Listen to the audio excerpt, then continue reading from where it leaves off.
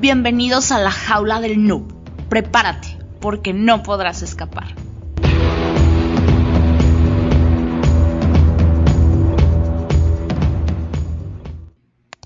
Hola, ¿qué tal? Bienvenidos a la jaula del noob, edición entrevistas. Y esta vez está conmigo Luis Márquez, que bien, pues es programador. También está en la parte de inteligencia artificial. Y pues estamos muy contentos porque realmente esos enlaces que estamos estableciendo por medio de My Public Inbox y de Chema Alonso con España, pues es una edición especial. Y pues bien, pues ya contento de tenerte por aquí. También está por aquí Debug. Hola, ¿qué tal? Soy de Bugsec. Es un verdadero honor tenerte aquí en esta nueva entrevista. Bienvenido, Luis. Muchas gracias. Bien hallado. Bien, Luis, pues me gustaría preguntarte antes que nada, ¿desde qué edad tienes inquietud por los ordenadores?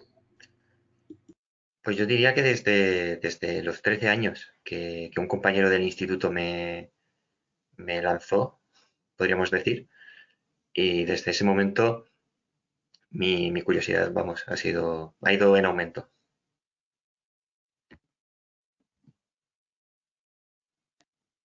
Eh, Uno siendo noob, ¿cómo se puede empezar a adentrarse en el mundo de la inteligencia artificial? Ujú.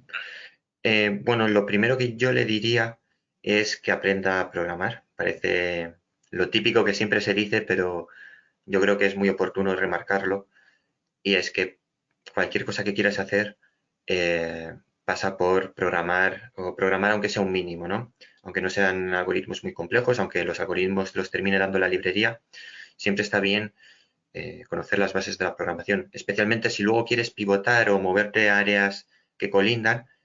Bueno, está muy bien que hayas aprendido a programar en todo en este proceso. Lo segundo que yo le diría es que aprenda unos mínimos de, podríamos decir, matemáticas, estadística, que no le sean complicados adentrarse en determinadas fórmulas, que no le eche hacia atrás, pero sobre todo que aprenda Python y que estudie mucho cursos que hay, ya sea en edX, que pueden ser más accesibles, en Coursera, muchos de ellos los puedes hacer sin coste, que empiecen a introducirse por ahí, que puedan empezar a aprender y a desempeñarse un poco también con la teoría que hay detrás, pero sin perder el foco en la práctica. Porque al fin de cuentas hay muchas librerías o muchas herramientas que te están dando el lenguaje, y a veces es muy tentador ir directamente a utilizarlas cuando realmente no sabemos lo que sucede por debajo, o luego nos termina siendo más un impedimento que otra cosa, el hecho de haber atajado directamente por usar las herramientas que nos ofrece el lenguaje en este caso. Bien, Luis, y dentro de tu desarrollo como programador, ¿qué tan complicado ha sido aprender un lenguaje de programación? Esto me gustaría para que la audiencia entienda que, pues realmente, también existen cursos flash de que te dicen, toma 2 horas, lee este libro en 5 minutos y aprenderás a programar. Yo sé que es un poco también, pues la parte de ventas, tienes que incentivar un poco eso, pero pues el desarrollo profesional de cómo convertirte en un newbie, luego pasar un senior, luego ya realmente a lo mejor tener proyectos propios o tener programadores a tu cargo, pues realmente no es lo mismo. ¿Cómo se va avanzando en esta carrera como programador? Ujú. Sí, al principio es muy tentador los cursos que te dicen de conviértete de cero a experto, de cero a experto y obtén este lujoso coche en esta lujosa casa. Gracias JavaScript, ¿no? Igual te añaden. Es muy tentador acudir a este tipo de cursos, y es muy fácil dejarse evacuar cuando quizás no tienes el rigor suficiente todavía para determinar si el temario que te están dando es un temario asequible, si es un temario que vale la pena o no. En cualquiera de los casos es muy importante que si estás recibiendo la teoría y te la pueden contar, la teoría igual una persona que habla muy rápido te la puede contar en poco tiempo, o bueno, en poco tiempo. En fin, para poder desempeñarse a un determinado nivel, la teoría pueden contártela muy rápido y luego tú ya te las apañas. Es muy importante que toda esa teoría vaya acompañada de muchas más horas de práctica. Si recibes una hora de teoría, échale mucho más de una hora de práctica, porque es la forma en la que tienes de realmente interiorizar esos conocimientos y encontrarse ante retos nuevos que nunca van a ser iguales a los que ya te has enfrentado, pero puedes buscar paralelismos. Y aunque pueda parecer que no, la única forma que tienes, tu única herramienta que tienes para enfrentar estas cosas es desempeñándote en proyectos que ya has trabajado antes, tener cierta resolución de problemas, poder resolverlos con determinada claridad. Y eso nos pasa a todos. A mí a día de hoy hay conflictos o problemas en los que no sé cómo plantearlos, o me puede costar más tiempo plantearlos que cuando empecé, pero gracias a que puedo buscar un paralelismo con algo que ya hice en el pasado, eh, pueden salir adelante, especialmente si te ves capaz, si ves que tienes la soltura suficiente. A mí aprender un lenguaje de programación me costó muchísimo, muchísimo tiempo. Eh, Luego pasar de lenguajes, al principio yo sé que parece que no, y yo era de los que me reía cuando alguien decía, bueno, luego pasas de un lenguaje a otro en una tarde. Parecía de broma, pero realmente una vez aprendes a programar, una vez entiendes la lógica que hay detrás, no es nada, no es especialmente complicado, es adaptarse a la sintaxis y realmente en cuestión de una tarde, no, evidentemente no vas a ser experto ni en una tarde, ni en una semana, ni en un mes, por supuesto, pero ya te permite realizar determinadas, en fin, determinadas tareas y cumplir tu propósito. Si tú quieres hacer una aplicación de determinada cosa, probablemente con lo que puedas haber aprendido en esa tarde de cambio de lenguaje, seas capaz de hacerlo. Gracias a utilizar Google, que utilizar Google y Stack Overflow, alguna vez he escuchado que es algo malo, lo cual me gustaría dejar claro que no, que muchas cosas no las sabemos de memoria. Acudir a la documentación oficial no implica que no sabes algo, implica que quieres saberlo. Y por eso mismo, de los cursos que son de pocas horas, no diría que intentaría huir, porque hay algunos que están muy bien y realmente te introducen muy bien la introducción de lo que quieren plantear y lo hacen extraordinariamente bien, pero sí que intentaría irme a cursos realistas, aunque vendan menos. A mí me gustan mucho los cursos que dicen, vas a aprender un poco de Python en un poco de tiempo. Y es algo plausible. No te conviertes de cero experto en una hora, no haces máster de Python en 5 horas, pues no, son cosas que llevan su tiempo, por eso hay profesionales muy bien preparados en el mundo laboral y por eso es tan admirable el trabajo que hacen. Sin ir muchos años adelante, hoy en día la inteligencia artificial está en nuestra vida cotidiana, carros que se pueden manejar solos como los Tesla, pero en un futuro podríamos tener algo más avanzado que todo esto que ya existe ahora. Sí, claro, o sea, los carros sí, los carros que se conducen solos, bueno, o sea, me parecen increíbles. El futuro me parece en este tipo de coches y este tipo de inteligencia artificial que se está aplicando y todavía está, podríamos decir, en pañales, entrecomillándolo un poco, y que todavía se considera inteligencia artificial débil, es decir, es aquella que no tiene conciencia. Yo estoy convencido de que en no mucho tiempo, bueno, igual me estoy equivocando, igual lo han pasado ya. El test de Turing, que ideó Alan Turing y dictaba cuándo determinar que una máquina había adquirido consciencia propia o podía empezar a considerarse igual inteligencia artificial fuerte. En el test consideraban hablar con una máquina o un humano y si el juez, que era el otro interlocutor, era capaz de adivinar si realmente estaba ante un ordenador o ante una persona, podía considerarse que realmente habíamos llegado ya a un nivel de inteligencia artificial muy maduro. Yo estoy convencido que a día de hoy, sin lugar a dudas, podemos hablar de que el test de Turing sé que se ha pasado en alguna ocasión. Imagino que la frecuencia con la que se pasa es cada vez va aumentando. Y aunque es complicado y son retos de la inteligencia artificial en el momento en que, considero en el momento en que empiecen las pequeñas empresas, porque todavía parece un recurso un poco inalcanzable, ¿no? Para pequeñas empresas utilizar todo este volumen de datos para generar conocimiento o para incrementar su volumen de ventas. Pero yo creo que esto se va a incrementar, que no va a ser solo al alcance de la industria tech, que es la que más está implantando este tipo de inteligencia artificial. Y en no demasiado tiempo, las consecuencias que pueden tener para una persona como nosotros pueden ser increíbles. Y el caso del coche autónomo me parece el mayor esplendor la mayor prueba del potencial que realmente tiene y el impacto que tendría para nuestras vidas. El coche autónomo creo que empezó a desarrollarlo Waymo, que es la empresa de Google de conducción automática, no sé si cerca del 2008, y es un proceso largo, lo mismo. Cualquiera que te quiera vender oro sin ningún tipo de background, hay que cuestionárselo. Lo del coche autónomo está siendo muy trabajado y por fin estamos empezando a verlos en las calles. Y realmente yo creo que va a ser una revolución cuando esto se popularice. eh, poco queda por ver. Bien, Luis, a mí me gustaría comentar un poquito y que nos explicaras qué es esto de las librerías.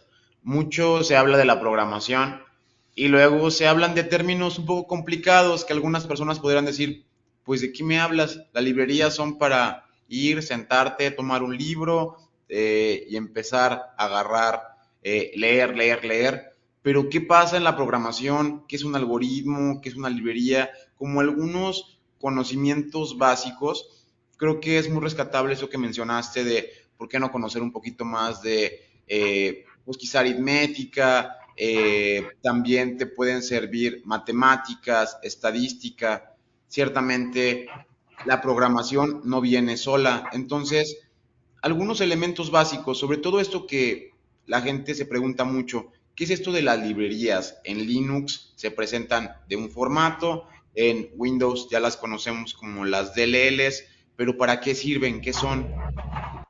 Ujú. Yo cuando hablo en librerías, en lenguajes de programación, como pueden ser Python, que están más orientados al tema de inteligencia artificial, y seguro que si algún oyente ha intentado hacer algún proyecto, está familiarizado con el lenguaje y con alguna de las librerías. Me refiero a, podemos decir, código o funciones que ya han hecho otro desarrollador por ti. De hecho, son piezas de código tan comunes, tan necesarias y tan popularmente aclamadas por todos, que todos en algún momento necesitamos, que hay otro desarrollador o grupo de desarrolladores que por nosotros ha tenido la gentileza de crearlas y dejarlas a nuestra disposición de forma gratuita.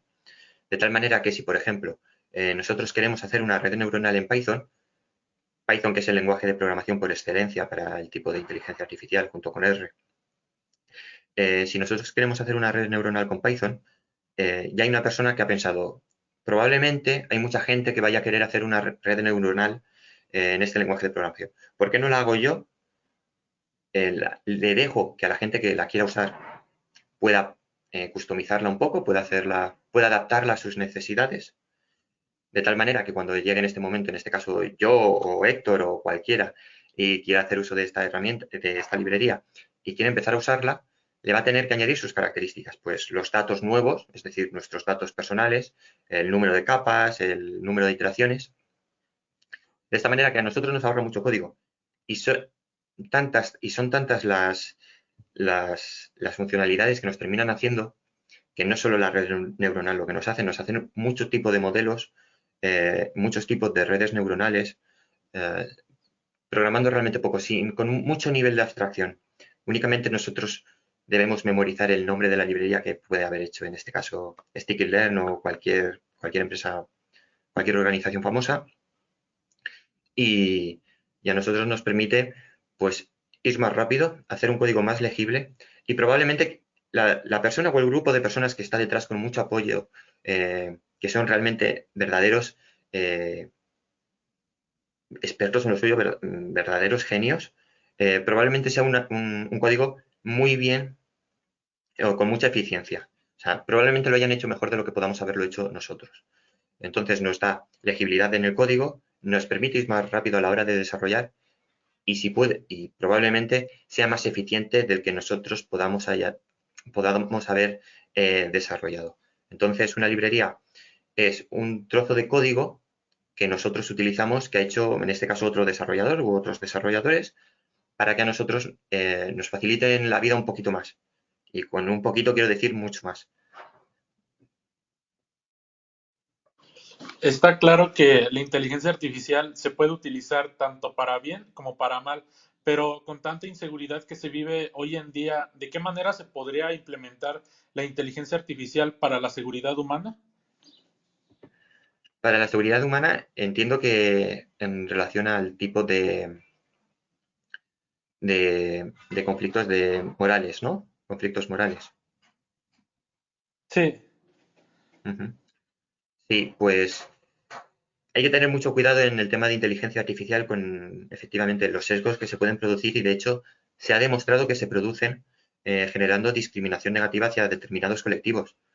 Am, si, por ejemplo, en zonas, si en cuanto a nuestro volumen de datos tenemos muchos registros en los que una determinada característica es mayoritaria, puede que esta sea justificada o no, puede que sea por el entorno, que en fin, que vivimos en un barrio malo, la gente que vive en un barrio malo cobra menos, la gente que cobra menos se ve más obligada a delinquir o a hacer trampas legales, por poner un supuesto que no sé si es así. Eh, claro, cuando se dan todos estos casos, si yo voy como persona que cobro poco, puede ser que yo no viva en ese barrio, puede ser que pueden ser muchas cosas. Puede ser que a mí me influya lo que han hecho mis iguales. Entonces, esto hay que trabajarlo mucho. Hay que resolver también primero el dilema de qué hacemos. Eliminamos aquellos datos que puedan ser propensos a discriminar a gente o que ya se vean que en la sociedad actual discriminan, como puede ser el tema racial, puede ser igual el tema del género, los eliminamos conscientemente a costa de realizar un modelo predictivo que funcione considerablemente peor o significativamente peor, o igual no significa nada para el modelo que nosotros estamos desarrollando y quitarlo realmente no nos está perjudicando en nada.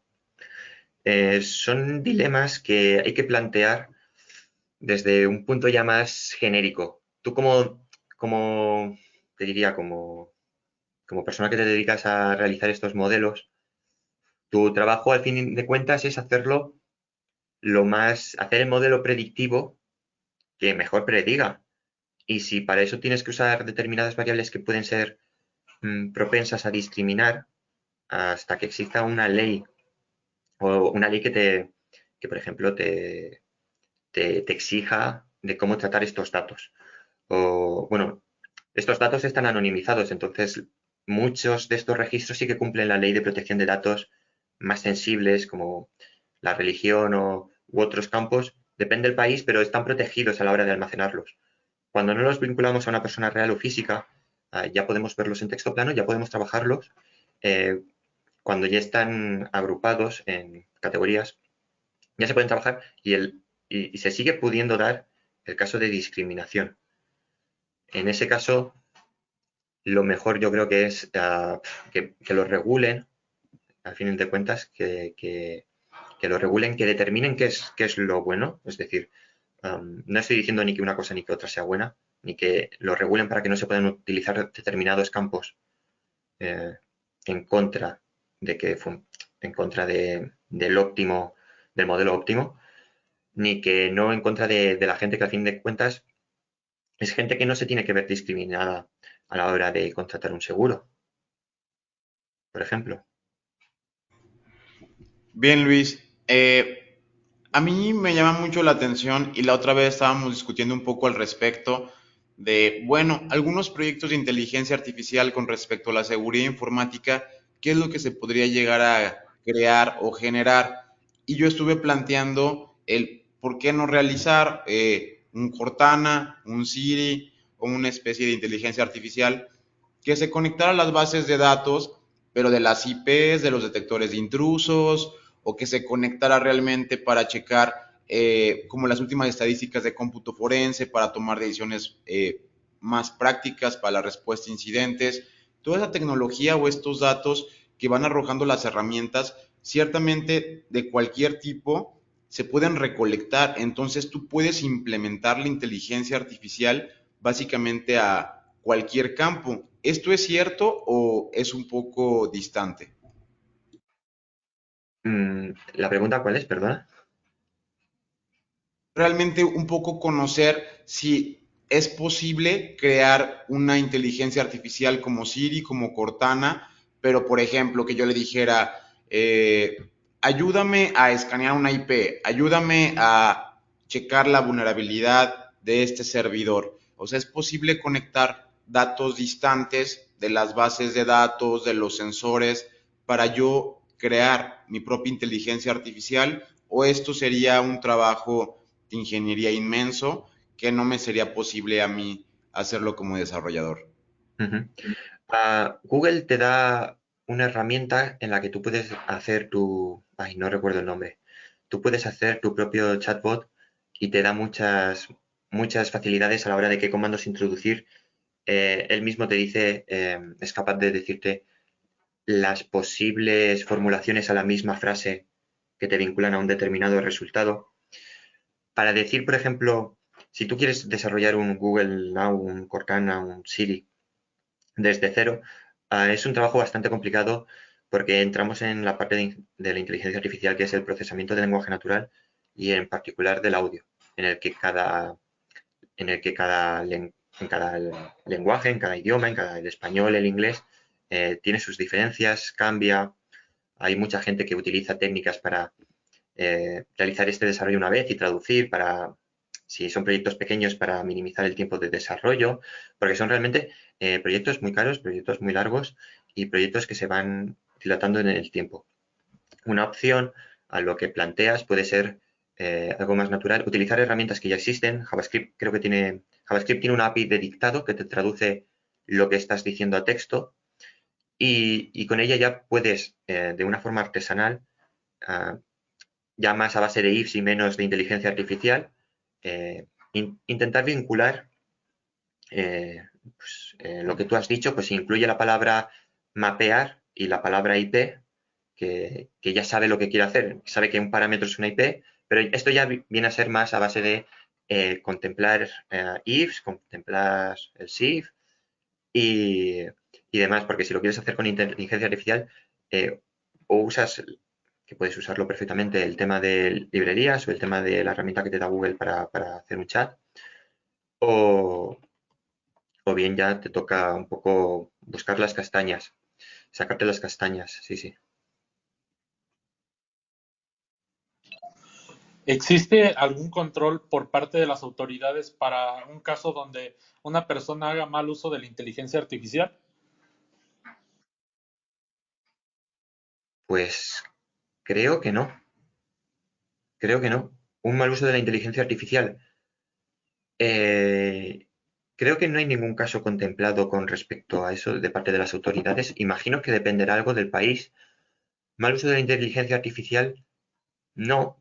Bueno, China creo que es el país que todos conocemos que más intrusiva es con el tema de utilizar inteligencia artificial para reconocer tu cara cuando estás en sitios públicos, una especie un poco Minority Report, en la que realmente es un mundo que, sin que lo pinten distópico, es un mundo bueno, que habría que plantearse si realmente es el modelo que todos queremos seguir y el modelo a seleccionar.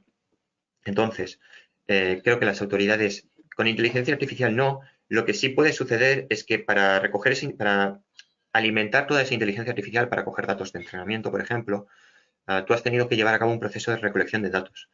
En ese proceso de recolección de datos, no sé allá en México, pero aquí en España existe una legislación que la dicta la Unión Europea, que es más o menos, es muy clara con lo que se puede hacer o no con estos datos que se recogen.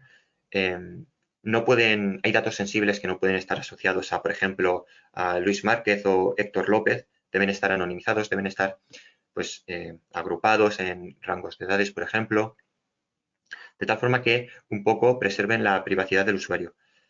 Tampoco, aquí lo dudo un poco más, tampoco se puede, por ejemplo, discriminar a una persona, vamos, por motivos de religión cuando tú vas a hacer un servicio, cuando por motivos de raza tampoco puedes. Claro, muchos modelos de inteligencia artificial, de algoritmos, son opacos o muy opacos a la hora de saber qué variables han influido más o de saber cómo han llegado a la conclusión a la que han llegado. Es complicado dictaminar si han llegado a esa conclusión en base utilizando unas determinadas variables por las cuales no se puede o no se podría sesgar, como pueden ser la raza, el sexo, la religión, o no. Claro, la legislación siempre avanza un poco más lento que el mundo real.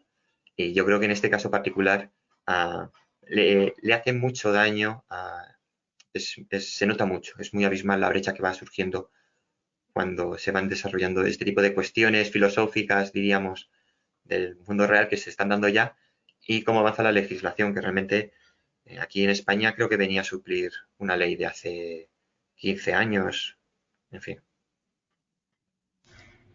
Bien, dentro del proceso de creación de una herramienta de inteligencia artificial, para que puedan entender algunos que escuchan, ¿qué tan complicado puede llegar a ser? Porque bien se entiende como inteligencia artificial, tengo que hacer que la computadora piense o tengo que hacer que un robot se maneje por sí mismo, pero ciertamente a lo mejor puede ser como, ¿qué tengo que hacer? Una supercomputadora en mi casa, con mi laptop puedo hacer inteligencia artificial, me puedo conectar a la nube y utilizar un servidor ahí, o un poco cuál es el proceso, alguna herramienta que me descargue, primero ordeno los datos, luego los clasifico, o puedo trabajar con los datos así como sea y yo los voy poniendo en mi programa, o definitivamente no, necesito acceder a la nube. Un poquito, ¿cuál es el proceso de creación desde cero? Si yo quisiera empezar a crear una aplicación, ¿hay algunas cosas que ya puedo utilizar? Sí que para aprender o para ver que tus modelos funcionan, existen ya datasets bueno, que puedes encontrar en Kaggle, es la plataforma más conocida para descargar este tipo de... Bueno, que al fin y al cabo es información que ya ha recogido otra persona por ti.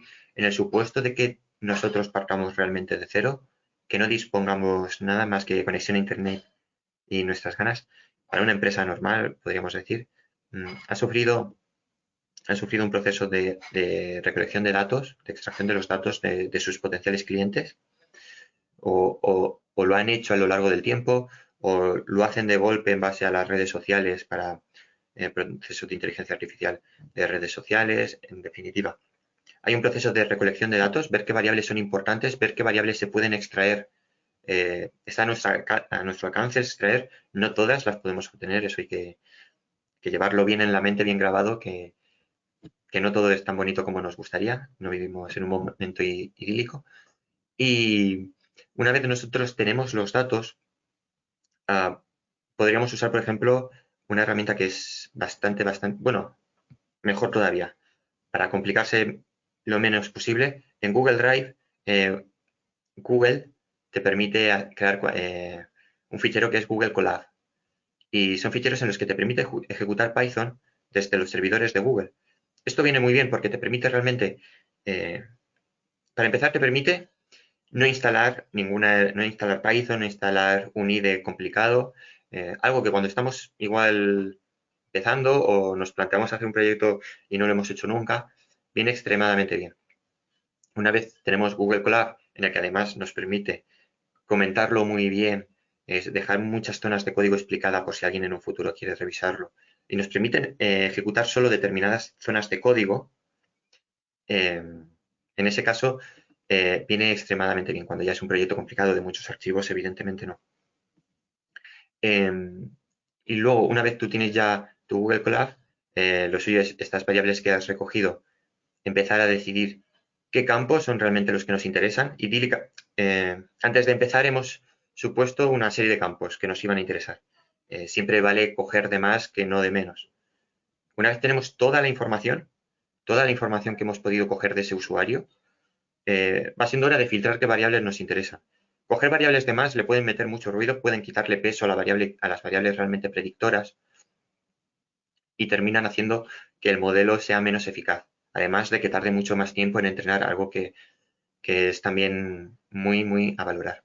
Una vez nos hemos quedado con los campos que realmente requerimos, el siguiente paso ya es decidir, bueno, un poco a grosso modo, es un poco decidir qué modelos van a ser los que mejor predigan. Ahora están de moda las redes neuronales y parece que si a algo no le metes una red neuronal de varias capas, no haces deep learning, parece que lo has hecho mal.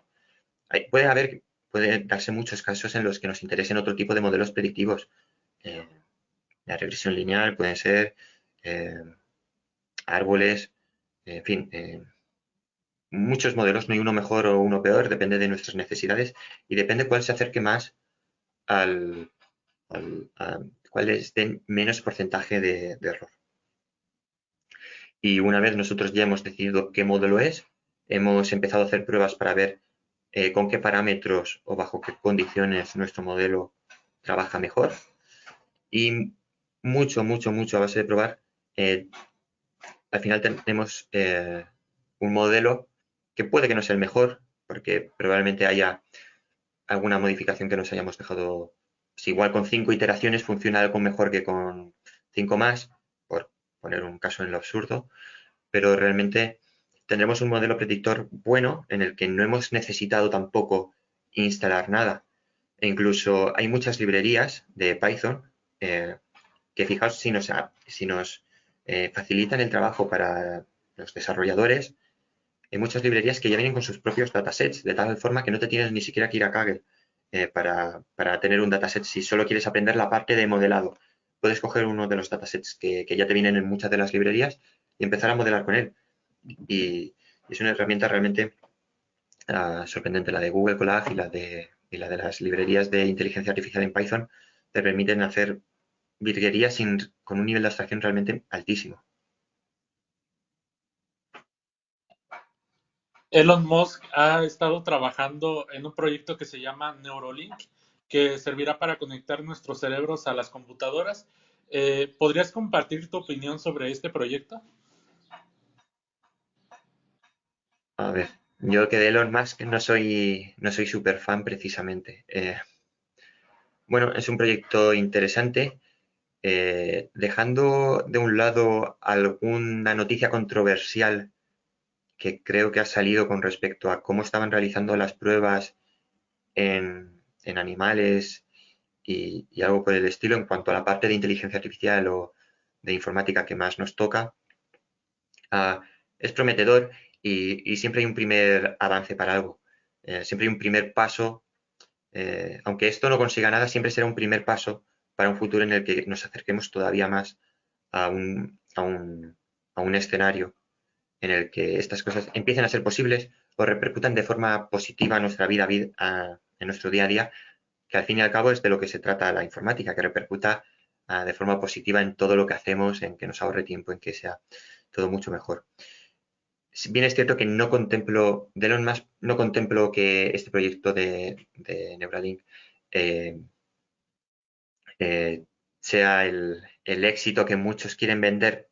Quizás por la fama precedida de Elon Musk, muchas noticias quieren hacer vender un éxito que a mi juicio esta empresa no sé cuántos años va a estar en funcionamiento, pero que a mi juicio está todavía muy lejos y no sé si esta empresa incluso lo verá. Bien, Luis, a mí me gustaría hablar un poquito también de la fobia o de la resistencia que se tiene a implementar la inteligencia artificial. Sí hay muchas personas o empresas, obviamente, que van en este camino de, pues yo quiero tener mi propia Siri o mi propia Cortana. Ya veremos al rato que IBM o Oracle, alguno de ellos, también va a empezar a desarrollar su propia inteligencia artificial. Veremos que al rato será algo como un denominador dentro de las empresas Fortune 500, pero no para todos, como lo mencionas. Creo que algunas personas pueden llegar a tener resistencia o decir, no, yo no quiero inteligencia artificial. ¿Qué de cierto hay en esto? ¿Realmente las máquinas pueden llegar a ir más rápido que nosotros? Yo creo que al momento, pues nosotros somos los que tenemos que teclear, mover un poquito los dedos, realmente saber ciertas cuestiones, como digamos, embonar los engranajes de una manera perfecta para empezar a crear estos sistemas sofisticados que empiecen a ordenar los datos y a pensar por sí mismos.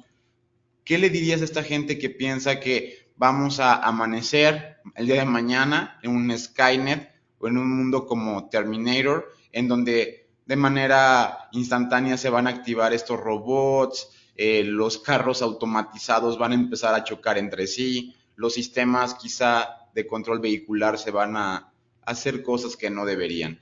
¿Tú crees que esto es posible realmente, que las máquinas tomen el control?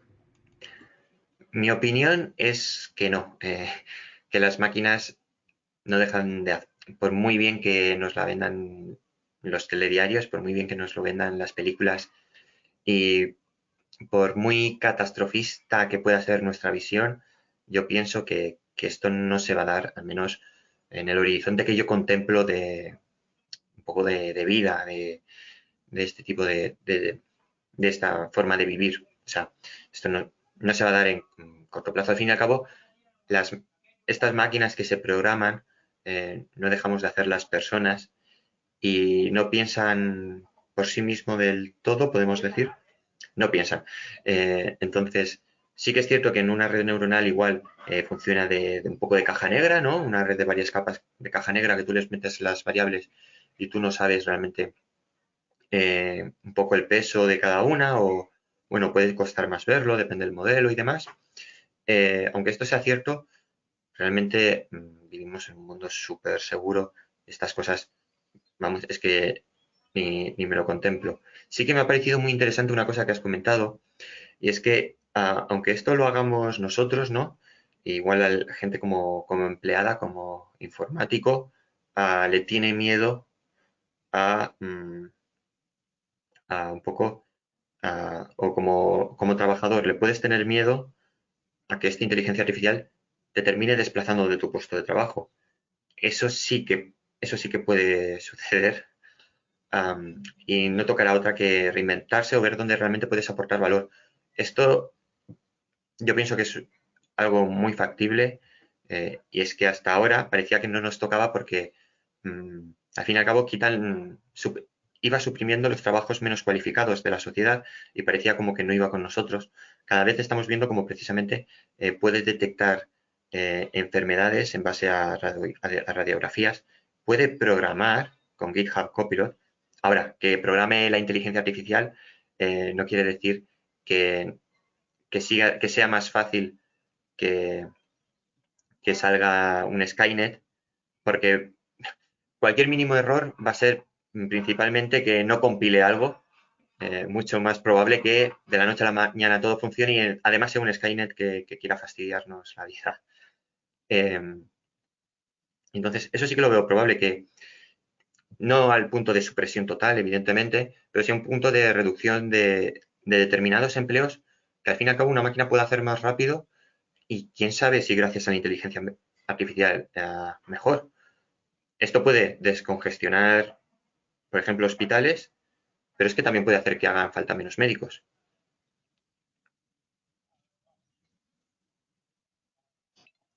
¿Existirá algún momento en donde la inteligencia artificial sea tan segura que incluso, bueno, sea tan segura y avanzada que incluso existan robots policías con habilidades especiales o taxistas robots que tengan una gran habilidad para conducir? Para conducir, uy, um, yo creo que sí, llegará un momento en que, bueno, militares no estamos tan lejos. La empresa esta de Google que tiene perros o monigotes que bailan, son súper llamativos. Y no estamos tan lejos de ver una especie de humanoide robotizado que puede hacer mejor nuestras tareas. Muchos de los trabajos militares que se hacen en campo están súper guiados por máquinas, incluso existen exoesqueletos para que lleven los propios soldados. A un nivel policial de calle no me cabe la menor duda que antes o después se dará. Eh, no me parece muy complicado. Y al punto de conducir, creo que has comentado, yo creo que no, porque para ese punto ya tendremos los coches autónomos. Entonces no les hará falta conducir, estarán haciendo sus cosas, estarán usando su procesador para otra cosa, pero sí que lo veo, me parece muy interesante la reflexión, lo veo muy plausible, sí, sí. Bien, Luis. Realmente estas computadoras, ¿qué tantos errores van a llegar a tener?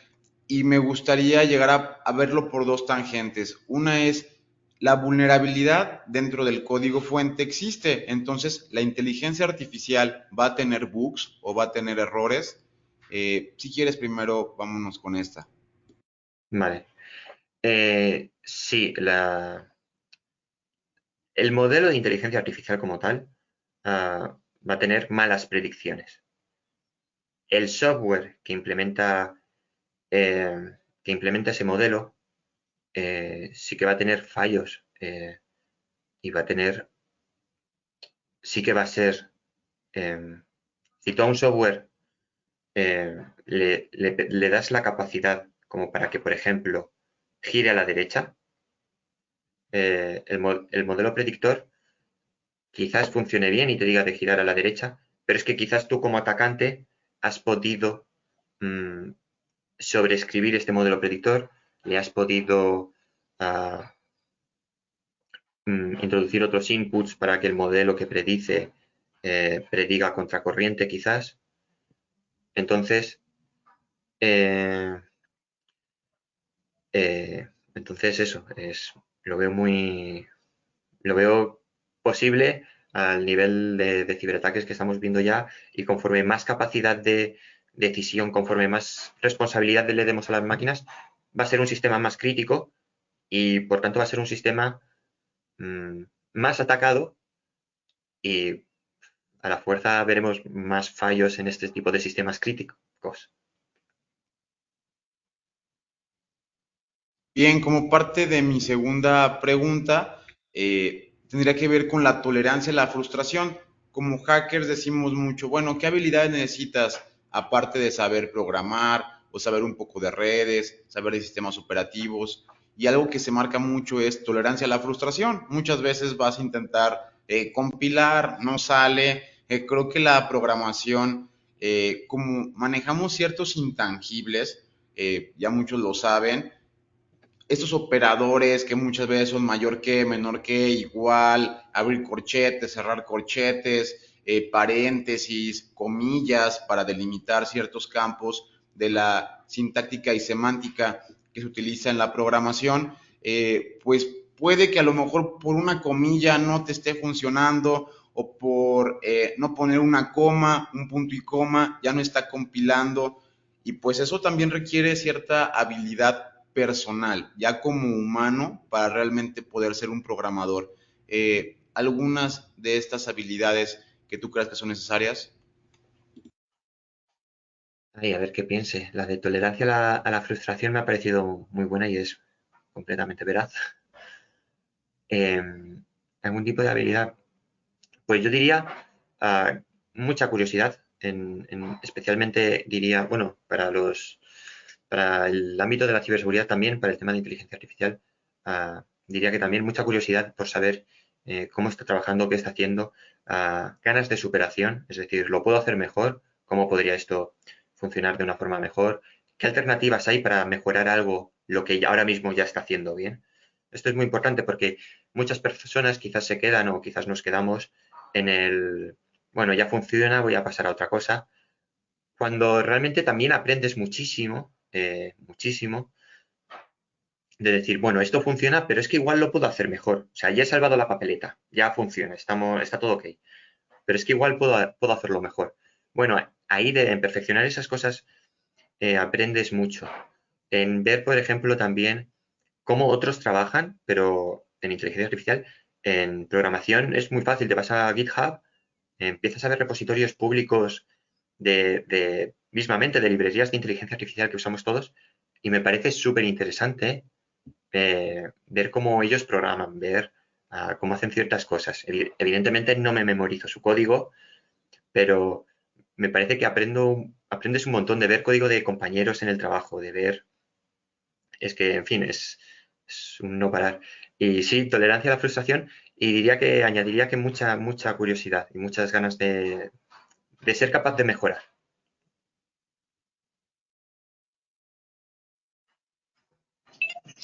En el lado de la salud, para la gente que desgraciadamente no puede ver, pues existen los trasplantes, pero en un futuro podría existir algo que reemplace al ojo humano ¿Y qué complejidad tiene un proyecto como esto?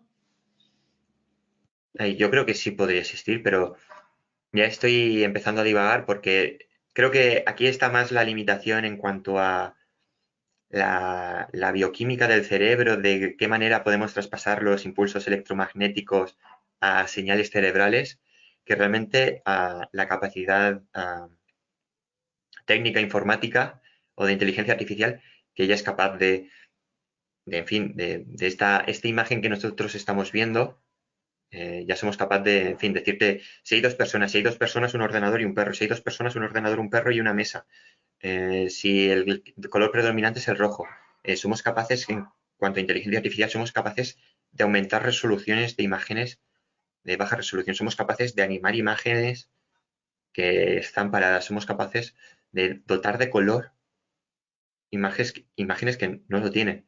Entonces yo creo que está un poco más la frontera de lo que lo hará posible en un futuro, yo creo que está en cómo vamos a ser capaces de transmitir esta información a, a- al cerebro, es decir, de cómo transformamos estos impulsos a señales que el cerebro entienda y pueda interpretar como eso, como lo que hay en el mundo real. Pero yo creo que sí se va a dar, ¿eh? Mi apuesta es que sí, completamente.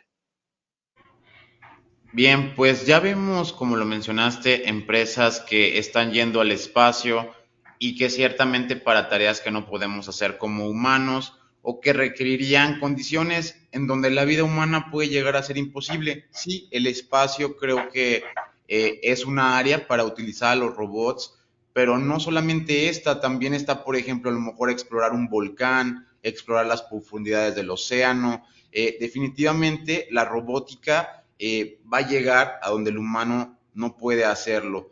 ¿Qué otro lugar crees que, por ejemplo, cuestiones como trabajar en plantas de energía nuclear para evitar que haya pues un desastre, una catástrofe o que se puedan perder bomberos, precisamente vamos a llegar a ese punto y sobre todo dar un estimado quizá del tiempo? Sé que no estamos aquí para hacer predicciones tan adelantadas, pero algunas personas dicen, no, yo creo que posiblemente sí nos va a tocar esta evolución, quizá futurística, o no, para eso todavía falta quizá un siglo, 2 siglos. ¿Qué tan lejos crees que estemos de esta evolución? Si he entendido bien, la evolución de que las máquinas estén en sectores peligrosos para la vida, ¿no? Como una planta nuclear, un volcán. ¿Correcto?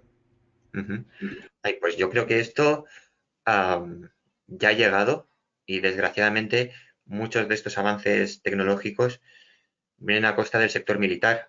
Ahora con la guerra de Ucrania está muy de moda y realmente yo creo que ya han empezado a suplir tareas que quizás antes podía hacer un soldado, las están empezando a hacer robots. Por suerte o por desgracia, esto elimina unas vidas y proporciona otras. Entonces yo creo que esto ya está sucediendo. Las plantas nucleares eh, están, tienen un montón de sensores en empresas eléctricas, que son donde ahora mismo estoy yo trabajando. eh, Monitorizan ya todo desde una centralita, que no tienes que tienes que ir las mínimas veces posibles a los centros de mayor riesgo humano.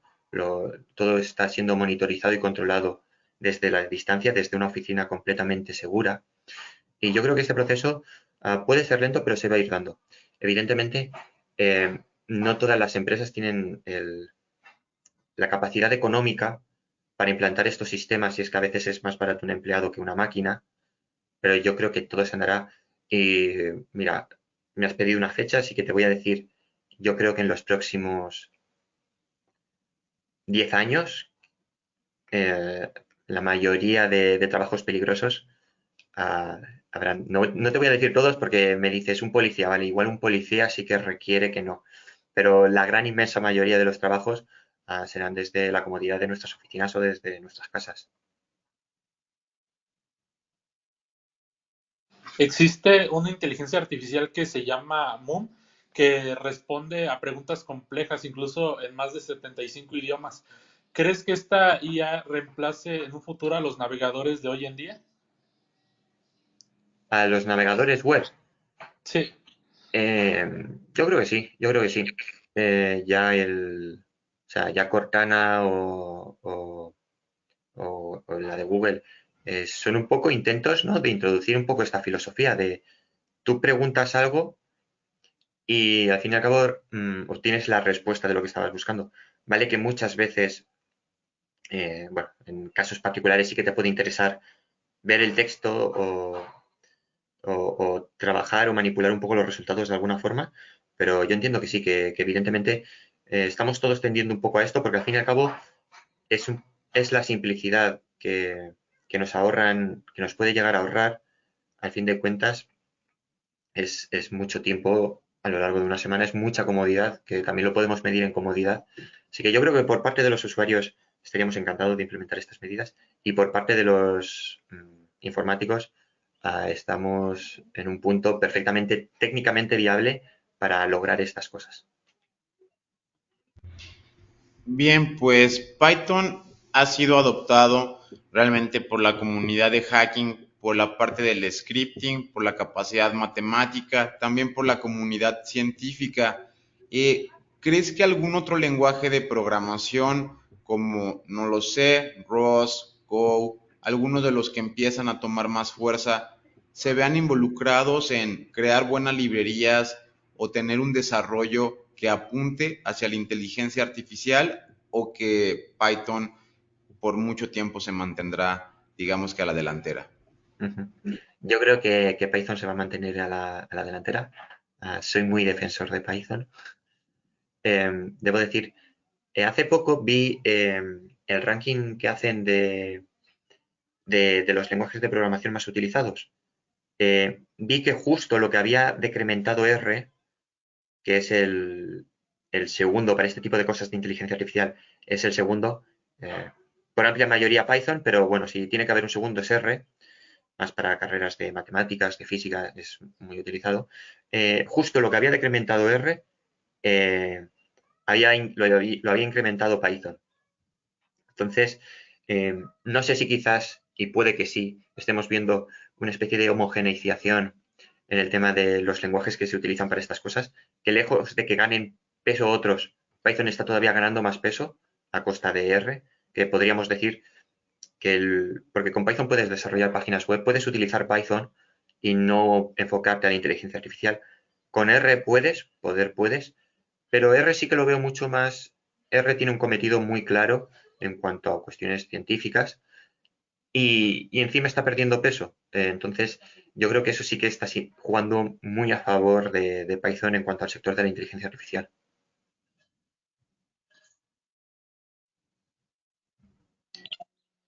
Hay muchos proyectos de inteligencia artificial para mejorar la vida de los humanos, pero también podría llegar a existir algo que en vez de ayudar, este, nos haga daño o no sea tan beneficioso. Ujú. Sí, claro.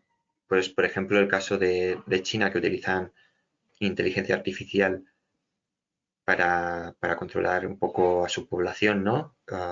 Me parece el caso más exagerado de cómo si te imponen unos determinados servicios que la inteligencia artificial hace posible, unos determinados servicios que juegan en tu contra, realmente están jugando a favor de, podemos decir, de igual China, pero están jugando en contra igual de los ciudadanos o se los están imponiendo. Um, claro, sí, sí, esto es posible y hay que tener mucho ojo. Y por eso hay que también pensar muy bien qué tipo de leyes podemos ponerle a este tipo de desarrollos, este tipo de modelos, cuáles son viables imponer y cuáles son necesarias imponer. Habíamos comentado antes el tema del sesgo racial o de discriminación de género o cualquiera de estos, pero quizás hayan otras muy importantes para que una persona con poder y con capacidad de utilizar estas técnicas no pueda propasarse e imponértelas. Bien, hemos hablado ya un poco de la diferencia que hay entre los robots y los humanos, Yo definitivamente creo que la capacidad de, pues el metal, el fierro y todo esto, la resistencia física que tiene a las temperaturas, a no tener que respirar, no tener que tener sus funciones biológicas, pues obviamente los pone un poco a la delantera. Pero, ¿qué pasa en la tangente cuando realmente el robot no es tan diferente al humano? ¿A qué me refiero con esto? Lo que se le conoce como biohacking, el aspecto donde nosotros mismos nos vamos a empezar a implementar tecnología. Ya hay algunos hacker spaces en algunas partes del mundo en donde empiezan a hacerlo de manera pues natural, es decir, me voy a implementar un RFID, me voy a poner todavía un ojo biónico no existe porque, como lo hemos mencionado, pues la tecnología aún no ha llegado a ese nivel de, vamos a llegar, finura, por así decirlo. Pero, ¿qué opinas también de esto? El hecho de que yo me vuelva un superhumano, me instale un chip con más memoria RAM para que no se me olviden las ideas. Entonces ya se acabó eso de, no me acuerdo, se me olvidó, simplemente lo guardo en mi memoria. O si yo no puedo correr, pues ahora me pongo unas piernas biónicas que puedan hacer el trabajo por mí. ¿Qué hay de esta integración de nosotros con la máquina? Uy, todo eso me parece fascinante y me parece muy plausible en un futuro no tan lejano. Ah, por ejemplo, lo que has comentado de las piernas de gente que no puede andar, hay avances en exoesqueletos importantes en brazos para personas eh, que en un inicio no tenían la opción de tenerlo. Ah, también, o sea, hay muchos avances en esto, hay muchos avances también.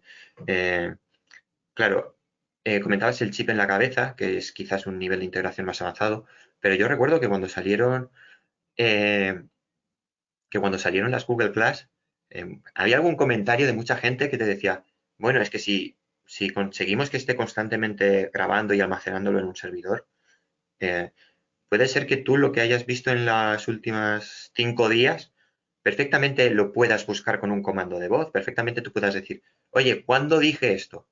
Y si te ha transcrito técnicamente no es descabellado. Eh, y todas esas cosas son realmente fascinantes. Un poco como tener una especie de también de el traje de Iron Man para nosotros y poder levantar mucho más peso, ser mucho más capaces, tener un asistente de voz que te está hablando en el casco, o incluso mostrar información con realidad virtual, son cosas que la película de Iron Man de creo 2008 eh, realmente parecían muy ciencia ficción. Ahora técnicamente no se las ve descabelladas.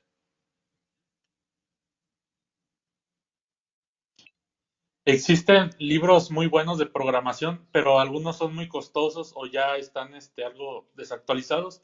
¿En dónde podríamos aprender en Internet de manera gratuita sobre programación, aparte de YouTube? Ujú. Ah, Coursera, Coursera te da creo que te da 1 o 2 cursos al año de forma gratuita. Si no te lo puedes permitir, puedes solicitar becas que yo no las he pedido nunca, pero me han hablado muy bien y de que realmente las dan. edX es una plataforma que si no quieres certificarte, también es gratuita. Y luego páginas de soporte. A mí me gusta RealPython. ah, Acudo bastante a ella y me parece que lo explica muy bien. W3 School quizás puede ser muy amena y realmente lo es. Si estás introduciéndote, buscas un concepto particular de Python. Bueno, está para programación web, pero es que también tiene para Python y te permite. Y luego hemos hablado de Google Colab, pero existen otros editores de texto en línea que te permiten trabajar con Python y ejecutarlo y te permiten verlo sin instalar nada, lo cual si tú quieres probar una determinada función, pues no hace falta que te vayas a tu código, pruebes, elimines, hagas un hola mundo. No, te vas a estos editores en línea y ya puedes empezar a trastear. Entonces me gusta mucho Coursera y edX.